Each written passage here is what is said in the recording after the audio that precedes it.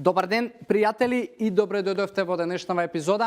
Моето име е Јосиф Дамјанов, како и порано, и денеска ќе одговорам повторно на уште едно прашање од мој Инстаграм пријател Бојан Крстев. Фала ти, дружи, уште еднаш и прашањево и оваа тема со овошјето често ја зборуваме, често ме прашуваат, али одлучив повторно да ја напоменам и зборувам по барано прашање, од причина што самото тоа што многу често многу луѓе ме прашуваат за оваа тема, значи дека треба често да се зборува, од причина што многу е јасно дека не ни се јасни доволно работите. Како и да е, ќе го погледнеме кратко прашање, јасно, многу добро, и ќе се вратам назад за да дадам одговор.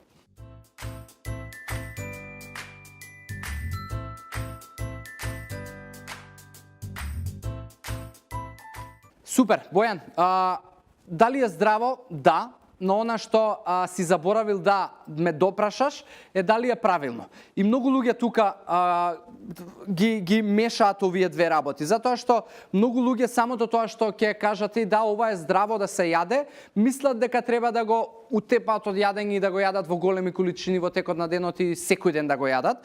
Значи, многу работи на денешницава се здрави, но многу поважно од тоа да е нешто здраво е да биде правилно, затоа што има некои закони на телото и ако вие, не знам, така ако речеме дека да, овошјето е здраво, тогаш ти можеш да го јадеш цел ден.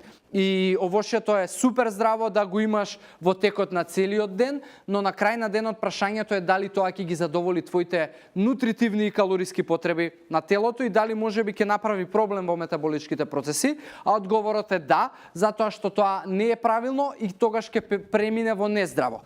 Сега, она што на тема овоше јас го имам зборувано е дека повеќе од веќе 4 парчиња овоше и над тоа веќе претерувате, затоа што количината на шекер која што вие ќе ја внесете, иако е тоа фруктозен и добар шекер, ќе биде преголема, од причина што освен овошјето вие внесувате и други продукти во текот на денот кои што имаат содржај на шекер и затоа ќе биде проблем. Затоа јас би рекол 2 до 3 парчиња максимум овоше на денот би било добро и тоа секогаш, ако ме прашувате кои се најдобри, би таргетирал на оние бобичести, боровинки, малини, вишни, цреши, значи што помали и поситни, аронија, мали и така натаму. Значи јасно ви е за кои овошја станува збор, не дека овие не се добри, значи сите овошја се добри и здрави и имаат со себе некоја нутритивна вредност, но ако зборуваме за најбогати како нутритивна вредност, ги имаат овошјата кои што ги напоменав.